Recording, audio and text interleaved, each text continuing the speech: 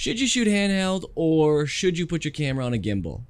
Good question. Hey, it's Mason from MH Wedding Films, and today I'm going to try and give you some insight on when or why you may want to stick your camera on a gimbal, or also why you might just want to go handheld. This is obviously just my personal opinion. This is what I've seen working for me, or also things that have not worked for me. And don't forget to stick around until the end of the video where I'm going to suggest some gimbals that might work for you.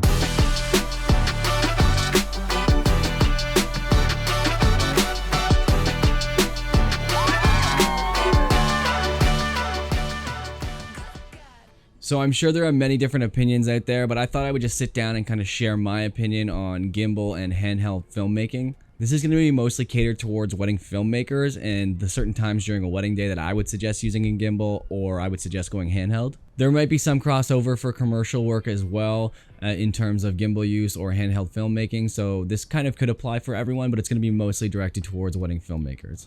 So there are most definitely fans out there of the gimbal look and fans of the handheld look, and I'm personally fans of both of them. I think the larger variety you have in shots from different angles, different shooting types, handheld gimbal, different lenses, everything like that, you're gonna have a better film in the end. So making use of the tools that you have around you, tripods, gimbals, going handheld, your cameras, tools within it, everything like that is definitely gonna help to make you have the best films you can. So with that being said, though, we are going to stick with just handheld versus gimbal, those two types of filmmaking, and kind of go over the pros and cons to both of those options. Handheld.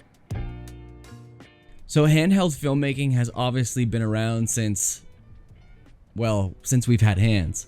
Handheld has to be one of the most popular ways of filmmaking because we all started there at one point. You didn't have a gimbal, you probably didn't have a tripod, you just grabbed a camera and you ran around and you filmed whatever you could. And I think that's super cool to have because it can help you make better creative decisions when it comes to filmmaking. You might be thinking, oh, I wish I had a gimbal for this, but I don't, so I have to ride in the back of this buggy to get the shot. And the handheld shot may actually look better in the end. It really all depends on what you're filming. I definitely think just picking up your rig and being able to capture a shot is definitely handy to have, and not having to worry about setting anything up is going to save you time for sure. And even just the technical issues that you may have throughout filming, time is money, baby. With that being said, though, I do think that there's a place for handheld, and I do think there's a place to not have handheld footage. And this is just my personal opinion. This whole industry is about being creative, so if you disagree with me, that's totally fine. This is just my opinion when I'm making wedding videos. The problem that I always see with handheld is that people just film their entire day handheld, and they don't have proper rigs or proper cameras for that. And what I mean by that is the camera either doesn't have good IBIS, which is in-body image stabilization.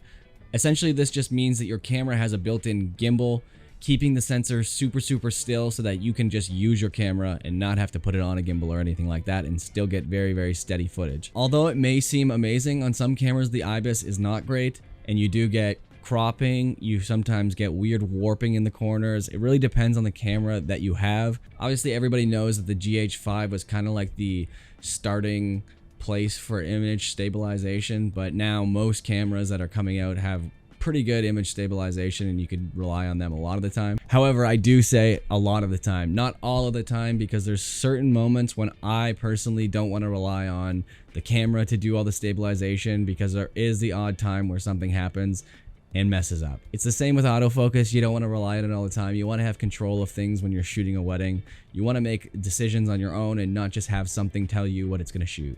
I do think handheld can be very useful on a wedding day when you're doing any kind of B-roll or just capturing like the rings, things like that. Gimbals can be heavy, and definitely going back to it, handheld is great for that you don't have to have all this extra weight or messing around with focus pullers and all this stuff. I think that just being able to go handheld sometimes can be great, and I definitely think for B-roll, the ring shots, any kind of like zipping around, getting coverage, you can just go handheld if you have a camera that's capable of it. I think that's going to be huge for those kind of moments. Gimbals.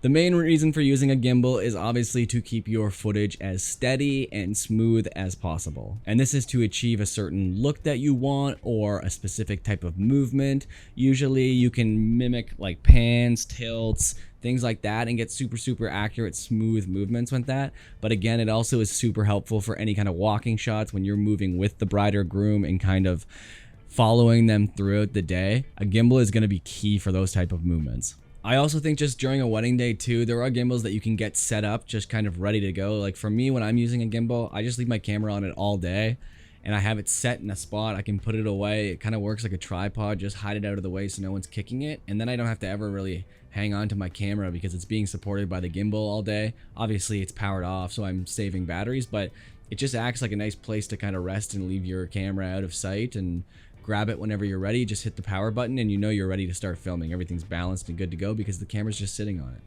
Obviously, finding the right gimbal for you is key, and finding the right one that can support your camera system is super important. You want to make sure that it can take the weight load that your camera has with a lens on it. And so now I think we'll go through some of the gimbals that I would recommend for you. Obviously new companies coming out with gimbals every day, but these are just kind of the ones that I've used that I found work for me personally. I'm not sponsored by any of these companies. I have no connection with them, so I'm just giving an honest opinion on which ones I've found that work for me. So the first one that I'm going to suggest that's kind of a great starting point for anyone that's just getting into like the wedding film industry and kind of wants something that they can use for quite a few years to support their cameras to start out would be the DJI Ronin S. I think this is a great gimbal. This is actually the one that I use personally. It's been great for me. It works for most DSLR systems and most lenses. It has a bit of a learning curve when it comes to the setup and especially the balancing and things like that I found to be a bit of an issue, but it's got great app support, things like that that are awesome that really work well with it.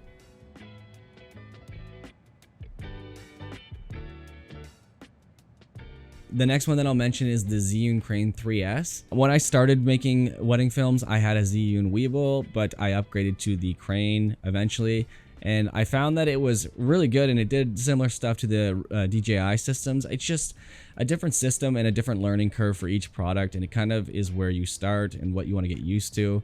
I just found it to be a bit of a learning curve for me personally, so I went back to DJI. And I'm just throwing this next one in as something that's kind of like the dawn of all gimbals that would kind of be like your final get, I would say, for a gimbal system.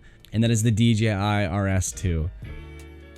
This gimbal will hold all your cine gear, prime lenses, your bigger setups. I just found that the operating system, the LED screens, just everything's so well laid out and easy to use. It's just a user-friendly gimbal, easy to set up. Definitely would recommend it if you are kind of looking to upgrade to a higher gimbal operating system. So all in all, it really depends on you, what you're filming, and the type of style you have for your wedding films or video productions. If you're shooting a wedding and you want to make sure that those aisle walks are super crisp, smooth, and you don't have to worry about tripping and stumbling and having any kind of shake in the video, I would definitely recommend putting your camera onto a gimbal and locking it into that lock mode that the DJI series have and just getting a real steady shot of them walking back.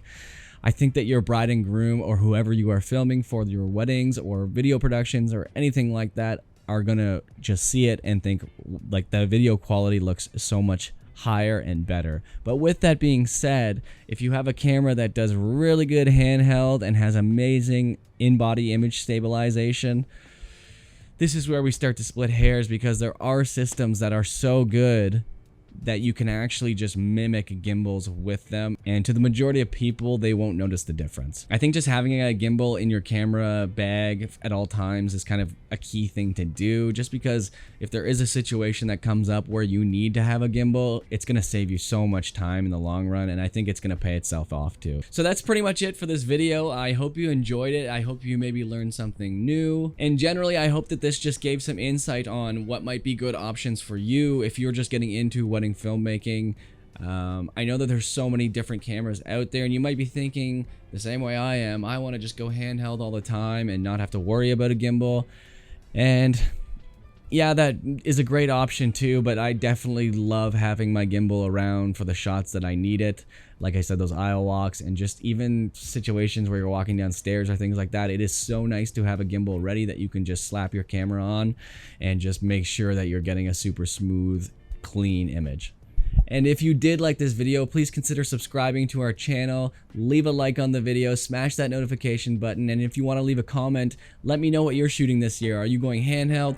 Do you have a gimbal for backup? Leave them in the comments below, and I will have more videos like this coming in the future, so please stay tuned for those. Thank you so much.